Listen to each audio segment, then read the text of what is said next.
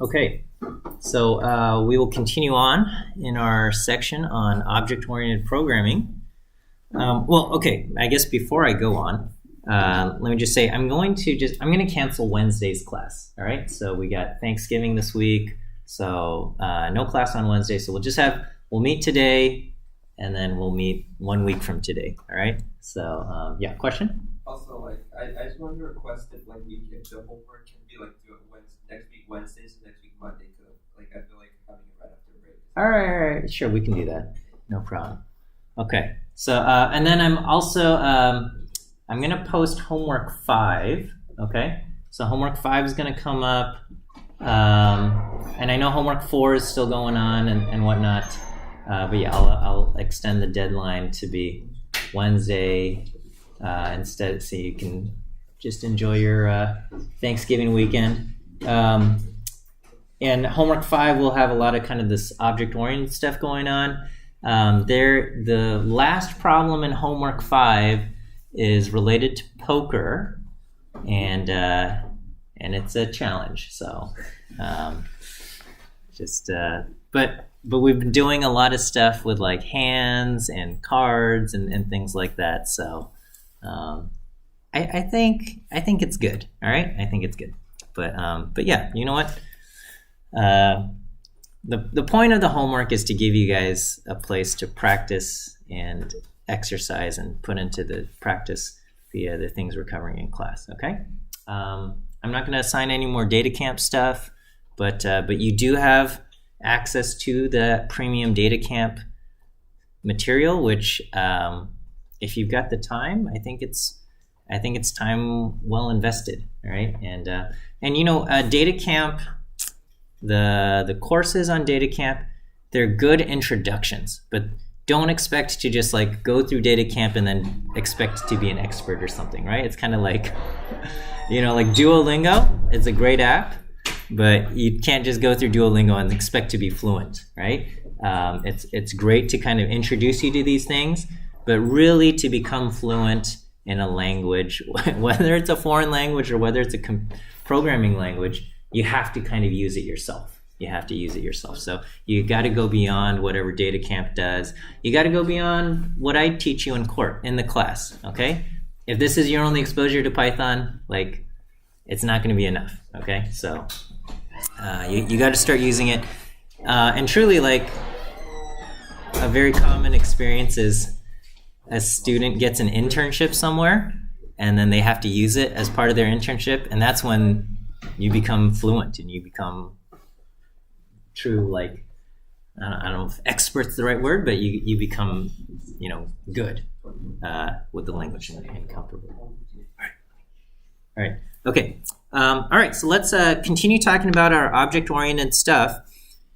And so we've been dealing with cards and decks and hands, and you will see the cards, decks, and hands in this poker problem coming in homework 5. And so I have to fix a couple things in the instructions, but you can expect the homework 5 to get posted probably by tomorrow or something. All right, and you'll see that. So, okay, this is where we've kind of left off. We said here is a card object, and in the card there's 2 attributes. There's the suit and the rank. So each card instance has its own suit and its own rank. The card class itself has the suit names and the rank names, and we use that when we ask for string representation. So the card will store the suit as an integer, we'll store the rank as an integer, but then when we ask for the string representation of that card, it's going to come out and print something like ace of clubs. And that it's going to take the string names of the suit and rank to do that. And within the card, we also have this ability to make comparisons so that we can say, is this thing less than another thing? And we can kind of compare 2 cards. We can compare if cards are equal to each other. And that will come handy when you, again, in your future homework assignment, when you check to see if there's pairs and things like that. I guess you don't actually need to check for equality. You just need to check if the ranks are equal. But anyway, That's our card class. This is our deck class, okay? The deck class, we have a few methods. We have the initialize method, which creates 52 cards and stores them in an object or an attribute called self.cards. Self.cards is a list within the deck, okay? We have the string representation of the deck, which iterates through the cards contained within the deck and prints out their string representations. We have a couple methods. Pop card, which will basically deal off a card. We have append add, which appends a card to it. We can do shuffle, we can do sort. And then we have move cards, which takes into, as an argument, another hand, okay, or another basically deck type object, and will transfer, basically pop cards from one to the other hand, okay, and add cards there. All right, and our hand class so far just inherits from the deck, okay, and that's about it. All right, it inherits from the deck, but when we initialize a hand, it starts off empty rather than full of 52 cards. So that's what we have so far. And so here I can create a new deck, and I can move 5 cards from the deck into our hand, and then basically we get, because when we create a new deck, it comes in pre-sorted in order, and so we're going to get kind of the last 5 cards in the deck, which are the king, queen, jack, 10, 9 of spades, and that gets dealt into the hand if I say deal 5 cards from the deck into a hand. Okay. There's a couple kind of limitations right now in our current implementation that we want to improve upon, and that's what we'll do here. So here I can create a card, and the default is to create, I think, the 2 of clubs, or I can create, I can specify the suit and the rank, and so this will create in suit 3 the spades, and 11, which will be a jack. So card 1, okay, the problem right now is that if I ask for card 1, it gives me its kind of full name, right, which says it's this card object located at this address in memory. I can do print card 1 and it gives me the string representation, which is 2 of cards, 2 of clubs. Card 2 also gives me its full name, which is a card class object located at this location in memory. But if I ask to print out the card, it will say it's the jack of spades, right? But again, this was, I think, Mark, you had this complaint about one of the things is that when we wanted to print out the deck or just do something like hand.cards, it just kind of prints out all of these things. And so, it looks like this. And we said, well, when we wanted the string representation, it, what do you call it? Like we had to kind of go one by one through the items, right? And that's a legitimate complaint, right? Because if I just do hand.cards and I just want to say, what is this list object? It lists off the full names, which are, completely unintelligible. We can't tell any information about this, okay? Now, we have a method which says do the string representation of this, and it will iterate one by one, giving us the string representation of these cards, which is helpful, but it's also, there's a little bit of like frustration there, right? Okay, so what we can do is we can implement what's called the representation method, the Dunder repr method. Okay, this is what we call the official representation of the card object. This is different from the string representation.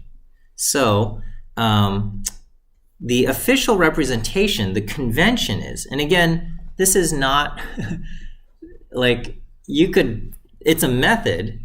And you could write whatever you want for the method, okay? But if you don't follow the guidelines, it's just going to be confusing for your end user, okay?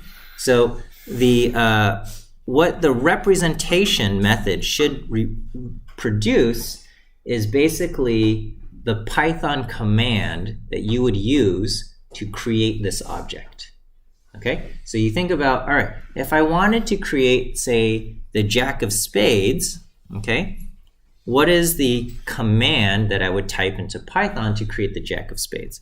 And that would be create a card where the suit is 3 and the rank is 11. Okay, and so when we ask for the representation of the object, we want it to output card 3, 11. And this will be, what is the Python command you would use to create this object? Okay, so we have two similar methods, but that are distinct. One is the string representation, and this will print out Jack of Spades. We have the representation method, and this will print out card 3, 11, and that produces that, and that's the Python command that we would use to produce a Jack of Spades here. Okay, so now that I've implemented double under representation, this will show the things. Now again, when you update the definition of the card class, it doesn't retroactively apply this new definition to all of the older objects that you created. So card 2 was created under the older definition of card object, so it still represents card this way, using its kind of full name at this address location. Okay, the string representation works, but here I'm going to create a new card, Jack of Spades, using the new card class definition that I have. So I'm going to do card 3, 11, and so now when I ask what is card 311 or card 3, it produces basically the exact command that I used to create this object. It says card 3, 11. And so here I'm going to say print the card, which will be Jack of Spades. Okay.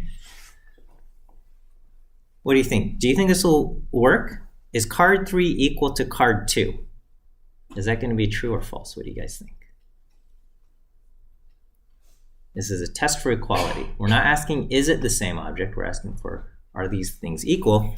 It's going to come back and say it's true, right? So card 3 is Jack of Spades, card 2 is Jack of Spades. Card 2 is created under an older definition, but it's also the Jack of Spades. So what if we say, are these two cards like equal to each other? That comes back true.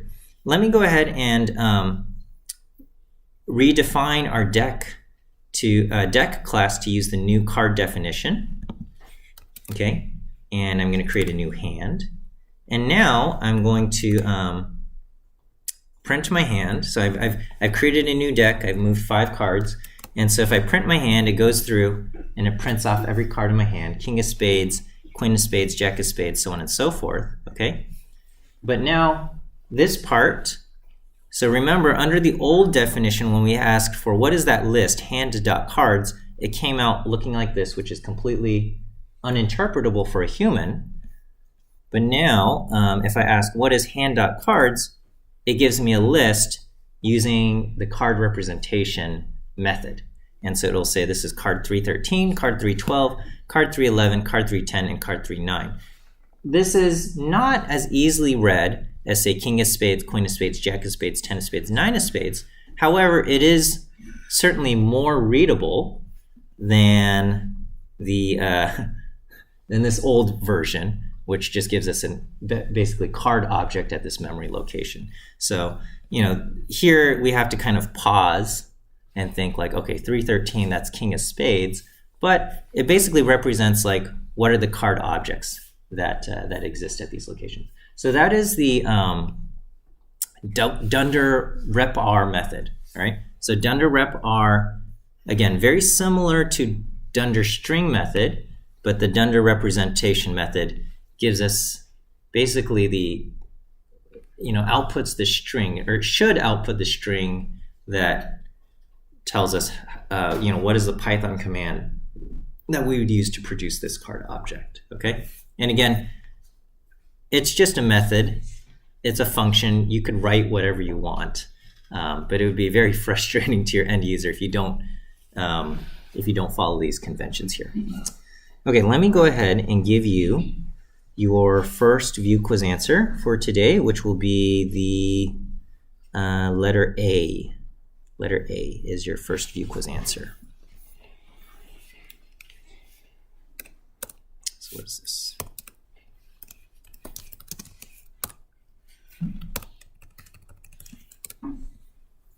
Okay, here's my my hand object. Okay, so this is a hand object. I could do hand.cards. If I ask what is the length of my hand, this comes back and gives me an error, right? Because it's a hand object. There's no length attribute. Okay, I could ask, okay, what are the attributes within hand, and I can do vars hand, and it says, oh, you've got this. You got cards, you have label. Cards is a list, and I could ask, what is the length of that list? All right, and it says, oh, that list is length 5.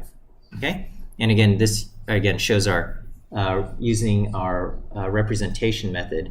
It shows this. Okay, so we have hand.cards length 5, and that's probably like if I said, hey, how many cards are in your hand? We want to say there's 5 cards in the hand, okay? And so we kind of want to say, like, can we use this length command to tell me that there's 5 cards in the hand? And so, so yes, there's a corresponding dunder method, okay? So we have dunder method length, okay? And this is going to get implemented anytime there's a length, okay? Anytime we call length, the dunder length method will get called here, all right? And so all we have to do is we say, you know, as far as the deck class goes, when we ask for the length, return the length of this attribute, self.cards, okay? Because, you know, I suppose the deck, you know, has multiple attributes, the list of cards, but also, the, you know, and any other attributes we might want to put in there, right? So here we will add the length dunder length method to the deck class, and that will return the length of the self.cards list. Does it feel like the air it's like distractingly loud? Like we're ready for takeoff. It feels like okay. So anyway, let's create a new deck. I can ask, what is the length of this deck? It's going to say there's 52 cards. I could say, all right, let's go ahead and move 5 cards from our deck to our hand. And now my hand has 5 cards, and my deck now has 47 cards. Okay, so these length methods are now working here. Okay. Now, what if I did something like this? What if I said, what are the first 5 cards in my deck? Okay? The first 5 cards in my deck right now returns an error. It says the deck is not subscriptable. We can't just say, hey, what's the 0th card in the deck or something like that. I could say, well, can I go through my deck and iterate through it? Can I say for card in the deck, print the card? And again, this is not iterable, right? The deck is a class, and we don't have these things, right? Or can I take my deck and can I sort it? And also, it just says no, you can't take your hand and you can't sort it or something like that. So we have methods that allow us to do stuff like this, okay? And so we can make our class behave like a list or a container, all right? And so here is, there's more on this. And so if I've linked to the official Python documentation, although, okay, whatever reason, it's not loading up. But it should exist. Okay, and that is using the special dunder method called getItem. Okay, the dunder getItem method will basically tell Python to retrieve, you know, an item out of the object, and it will now treat the object as if it were a container. Okay, so I'm going to do getItem. Again, every method, its first argument is self, but the getItem will give us asks for a position. Basically, you know, when you ask for a list in position 0, you want to retrieve that position 0, index, first position object, okay? So here what we're going to say is when we ask for an item from the deck, and if we say something like deck position 1, basically all we're just going to ask is go to the cards attribute, which is a list, and retrieve the item at position, whatever position we specified, okay?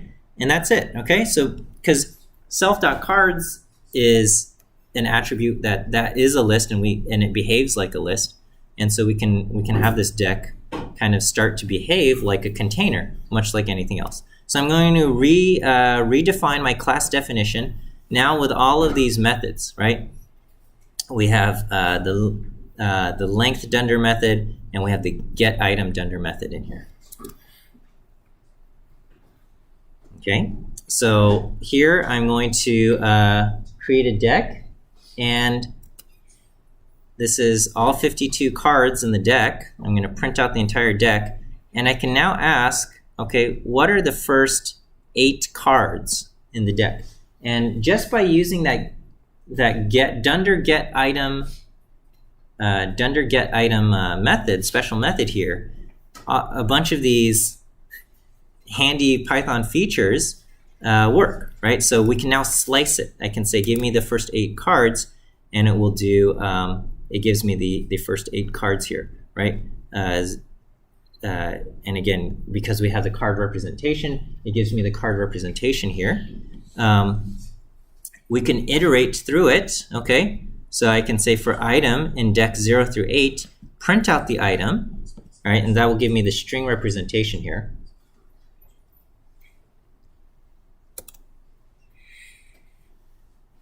All right, can I ask you guys to just be quiet over there? Yeah. All right. So we'll iterate through the deck. There's again, we've sliced the deck, and now we can iterate through those items. Okay, because when we say for item in this thing, so not only have we sliced it, but we can actually iterate through it, and it's going to pull out one item at a time, and we can then do operations with that. Okay. All of the get item, or all of the slicing things also get implemented automatically. Now that we have get item, I can do something like start at the index 12 card, and then go to the end.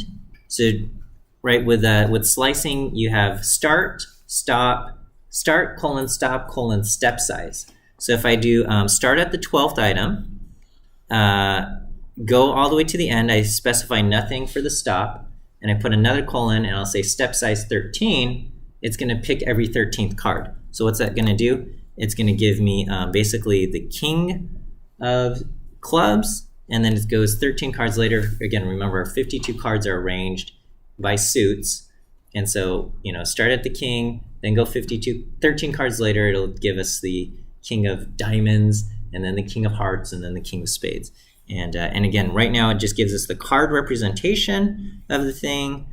We can say, iterate through that and print those things out, and we get king of clubs, king of diamonds, hearts and spades, or something, however you want to do that.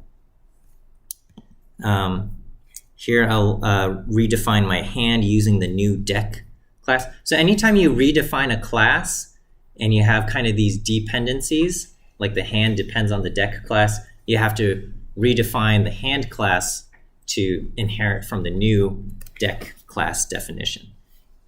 So here I'm going to create a deck. I'm going to shuffle the deck, and then I'm going to move 5 cards from the deck to my hand. And now that I have get item, we can also sort the hand, okay? So my hand sorted, and remember sorted, it always puts the suits first and then the ranks, okay? And again, that was an arbitrary choice when we defined our tuple. But right now we have sorted, sort by suit first and then by rank. So it's going to go clubs, 3 of clubs, 2 of hearts, 5 of hearts, jack of hearts, king of spades, at least in this random instance here. I think perhaps in the sheet something different. Okay, and then the hand itself is in its original order, not sorted, just however it was set there. Okay. let me go ahead and give you your second view quiz answer. Question 2 is B. B is our second view quiz answer.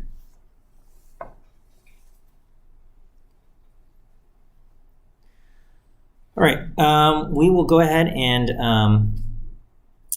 set an item here. We'll define the Dunder set item method. So get item retrieves an object, and set item allows you to assign something to a certain position. So much like in a list, we could like subset a list to say, index 5, and then on top of that, we could change the value at index 5. Okay, that would be called setting an item. So you're basically subsetting to a position, and then you're going to do assignment to that position.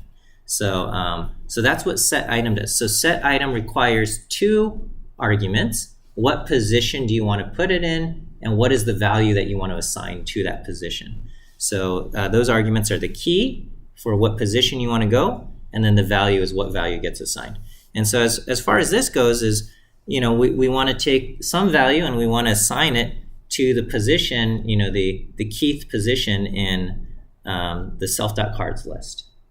So, so I'm going to do Dunder set item, and that's what we'll do. All right. So here,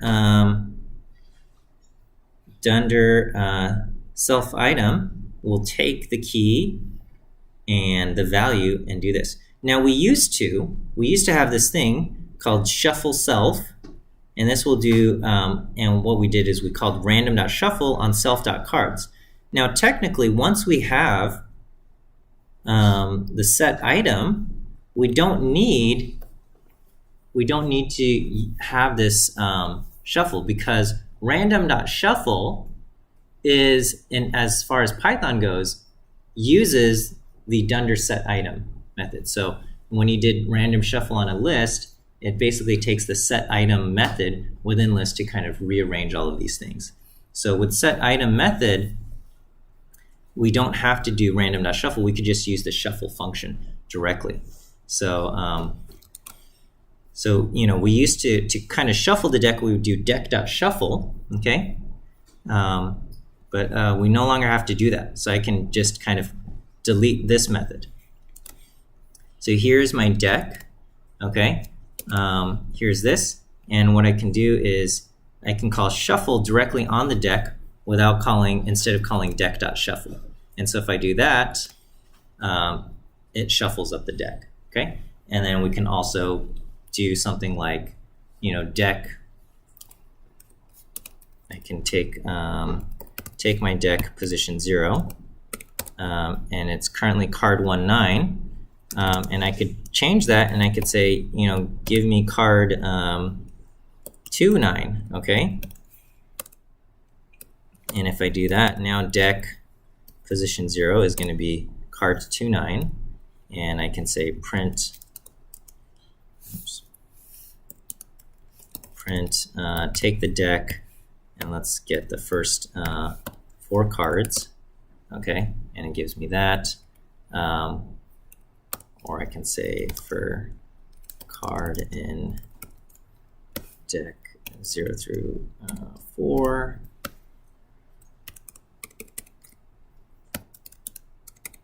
What is going on?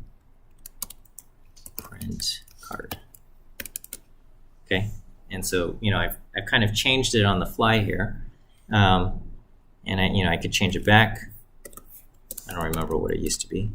Okay, and so we can change all these things. So now that we have the set item method, I can change, swap cards out, right?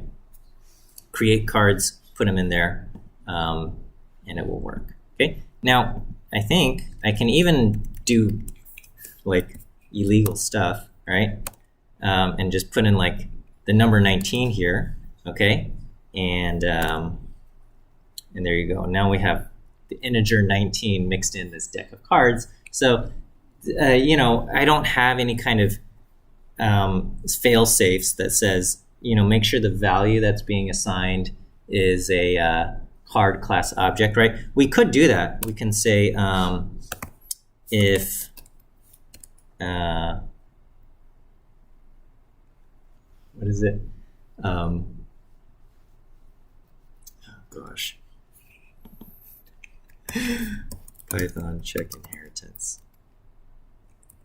I think is like inherits. Okay, my internet's broken. How do I look up help? Let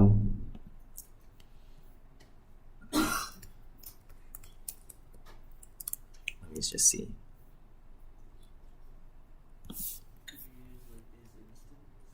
Yeah, is instance, right? So like hand is this.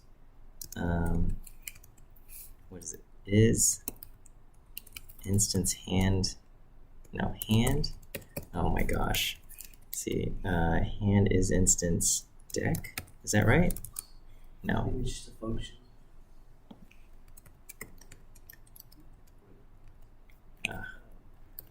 This is embarrassing. Okay. Yeah, it's like inherit. You check for inheritance, right? But unfortunately, my help. Let's see. Where's my Python reference? Over here.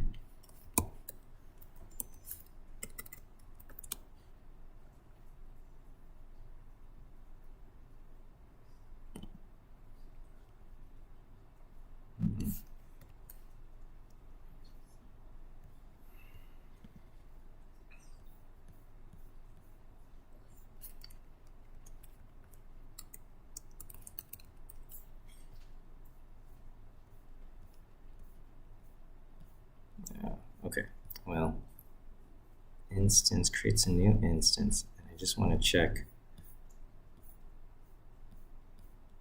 Well, anyway, you can check to see if something is an instance of another class to kind of make sure, you know. But right now, it doesn't check for that, right? So there's no kind of. I just broke the.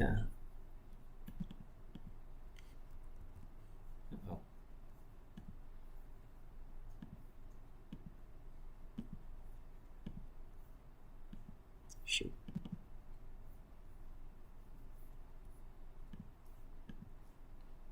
Okay, now it's working. All right, let me just fix this. I'll just change it back to a card object.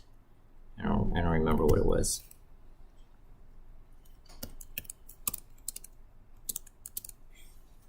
Nine of diamonds, I think. Okay. Okay, so we have that, and I think that pretty much wraps up what I want to cover as far as object-oriented stuff. We have basically, once you learn the kind of Python data model as far as object-oriented things, and you kind of learn some of these dunder methods, then you could really start defining new classes that have really nice features that basically will make these new classes work kind of seamlessly in the context of Python. Like you can take these, we can create a deck and slice it. We can have hands and assign values to it. We can shuffle things. It does all kinds of really nice things without having to kind of individually, code up all of these methods separately. Okay. All right. So here I'm going to just kind of jump to something a little bit unrelated, but these are nice little features within Python. These aren't necessary. They could have left Python as is.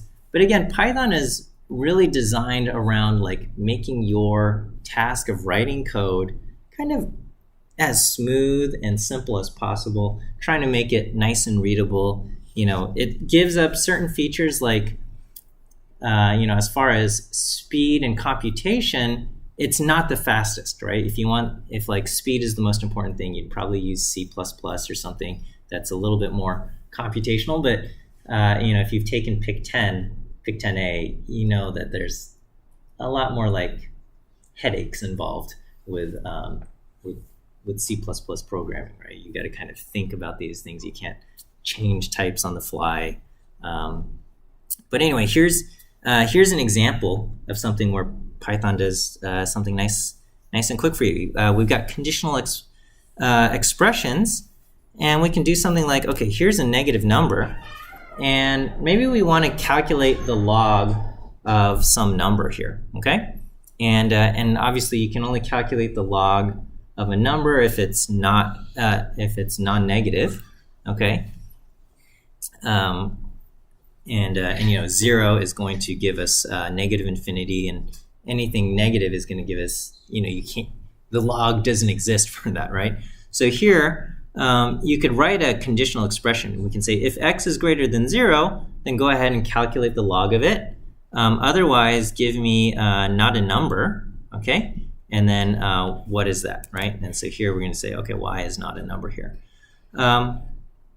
We can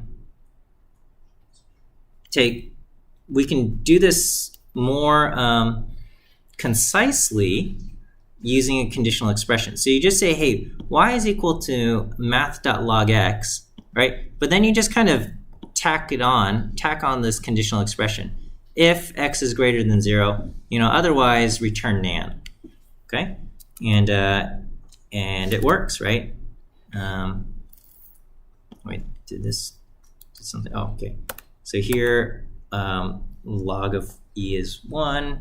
Here it is for nan, right? So it's just kind of like do this if that's the case. Otherwise, do this, right? And this is almost like how we speak in English, right? The answer is this if this is the case. Otherwise, it's this, right? Certainly, maybe as coders, we're accustomed to this if-else format. But as far as like speaking English, I feel like this flows a little bit more naturally, right? Now, again, this is optional. You don't have to write things this way, but if you see something like this, at least you'll know how it's done, okay? And so, here you can even include a recursive function as part of a conditional expression. So a factorial function, right? If you do 5 factorial, it's basically 5 times 4 factorial, and 4 factorial is 4 times 3 factorial, all the way down until you reach 0 factorial, and 0 factorial, which feels a little bit strange, but 0 factorial is 1, okay? So we can write it as a recursive function, factorial, and we'll have the base case. If n is 0, then that's the value 1. Otherwise, we're going to return n times, n minus 1 factorial, okay? And so we can do 5 factorial, and that gives us 120. But here we can also just say, hey, recursively, okay, as a conditional expression, define the recursive function as return 1 if n is equal to 0. Otherwise, n times factorial. Basically, it's the exact same thing as this, but it's now just one line, right? I don't know if that's any easier to read, okay? So I wrote, conditional expression is more concise. Whether it's more readable, that is debatable. But this is a thing that does exist and appear, and a lot of times, perhaps one of the more frustrating things in coding is that you read someone else's code, they do something that you don't quite understand, but then like trying to look up help for what someone else did in their code just returns like the most useless like answers, because it's like one, it might be a symbol and you're like Python this symbol something, and it's just not helpful. Trying to say like, okay, what does this mean? And you're just like typing in the specific line of code, but again, like trying to find some of these things. So anyway, this is just something that exists, something that you might see. Okay, we've already seen some of this stuff with the star args and the double star kwargs, as far as like unpacking, some variable length argument or variable length kind of dictionary keyword set of arguments. And so, we said, when you have a tuple, you can kind of gather or scatter them using a star. And so here we can say, here's a function. It's going to take in some arbitrary number of arguments, and it's going to kind of gather them together into a single tuple that we can then iterate through. So you can give it like 10 arguments, and it will gather all 10 values into a single tuple, and then we can iterate for each item in that tuple, print each item. So print all 1, 2, 3, 4, 5, and we do that. Okay. Here, let's see what this is doing. We're going to say roll star dice. Okay. So we're going to take in multiple arguments for some arbitrary number of dice, and then for each item in the dice that gets gathered together, we're going to select a random integer from 1 to the die, and then we'll roll that, and then we'll add that roll to the total, and we'll return the total. Okay, so what's going on here? Basically, if you've played any kind of tabletop game, you might have to roll multiple dice. So you might, your attack might be the result of rolling a 20-sided die, and then maybe you have plus 6 from rolling a 6-sided die or something, and these are these modifiers that you can kind of add or can combine to your thing if you've ever played Dungeons and Dragons or anything like that. But it doesn't matter, right? So here we can just say, hey, take a single 20-sided die and roll it. Okay, and it says you rolled a 12 and the total is 12. Here we rolled an 11, the total is 11. We rolled a 14, the total is 14. We rolled an 8, the total is 8.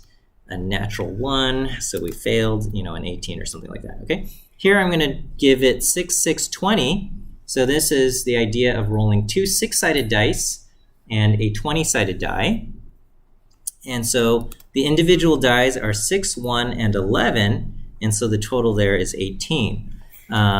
Here I have a 6, 6, and 20. We rolled these 3 dice again, and we got 3, 2, and 3 for a total of 8.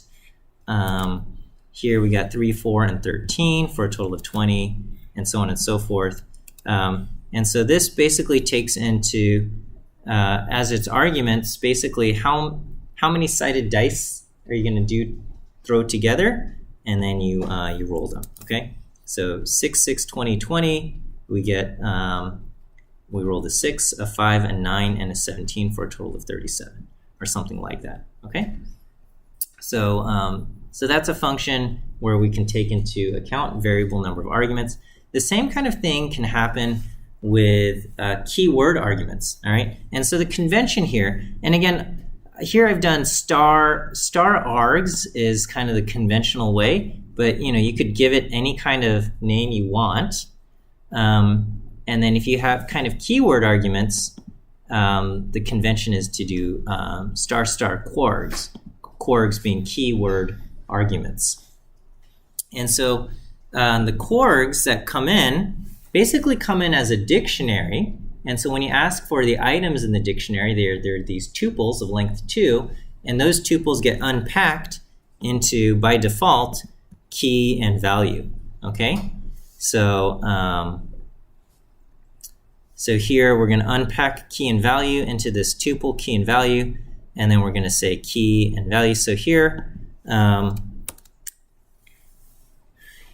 I can just create one keyword argument, or one set of keyword arguments. California, CA equals California, OH equals Ohio, and we have that. Or we can create a dictionary, and so I have a dictionary of CA, OH, TX, WA for the keys, the names California, Ohio, Texas, Washington, and again, you could have any kind of dictionary that you want.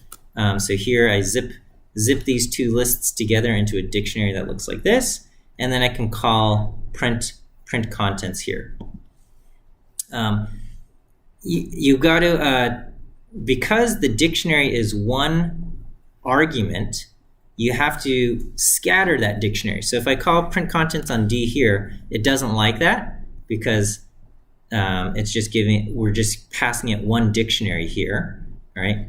So we have to kind of unpack that dictionary or scatter that dictionary, the contents of the dictionary, using star star. So I do star star D to scatter the contents of the dictionary, and then and every item in the dictionary will then become the key and the value, key value, and it goes through this, right? And so a popular use case of this is if you have, like in Matplotlib, and I think I had this in one of the examples, if you have kind of a set of settings, like I want my line type to be this, and my color to be this, and my, I don't know, whatever line type and line width, you had those arguments, you can pack those together into a dictionary, and then you can pass that dictionary in as keyword arguments that then get scattered and applied. And then if you want to change something, like change the line type across the board, you just change it in that dictionary, and then when that dictionary gets passed, it'll get scattered, and those new settings get applied everywhere. Okay, let me give you your last view quiz answer. Last view quiz answer is C. Okay, third view quiz answer to date is the letter C, and that will be it. Again, no lecture on Wednesday, so just enjoy the rest of your week. Have a great Thanksgiving holiday, and we'll see you next Monday. You can expect homework 5 to get posted, so I know you guys are still working on homework 4, and I will extend the deadline for homework 4. But yeah, we'll also take a look at homework 5, and it involves all of this object-oriented programming stuff, which, you know, is a challenge, but I think also pretty interesting and fascinating, great features of Python. All right, have a great holiday. We'll see you next week.